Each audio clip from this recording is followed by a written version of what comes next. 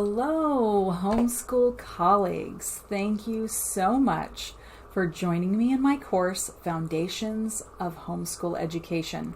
I am super excited to finally get to my very first official lesson. Today's topic is the value of the child, or the value of children. And what we're going to talk about is some of the principles that I came up with from my own experience and study of child or children. I want to start first of all with the definition of child from the dictionary. I looked up the definition in,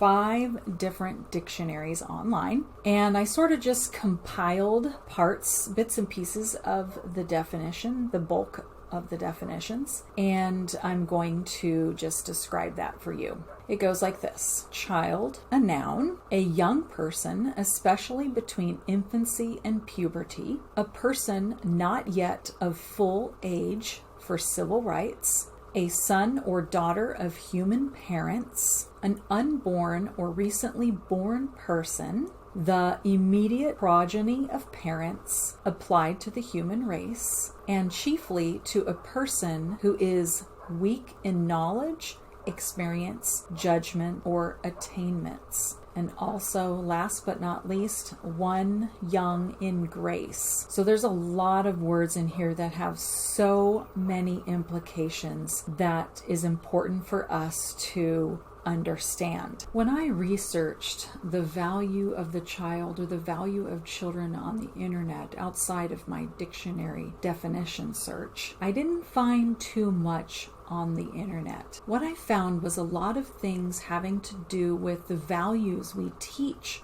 our children, and not sentences or statements that actually have to do with what makes a child valuable. And that's really the point of my topic in this lesson. Now, I did find one article having to do with what different cultures around the world say about children and why they're valuable. Some people value children on the material benefit of the fact that they will take care of their parents when they're older. I was raised in a Hispanic Mexican home in America, and my parents were under the belief that it was our responsibility to take care of them when they got old. And I know there are a lot of cultures all over the world who believe that. And that is one of the values of children. Children can provide care for their elderly parents. Other people in this study that I found on the internet valued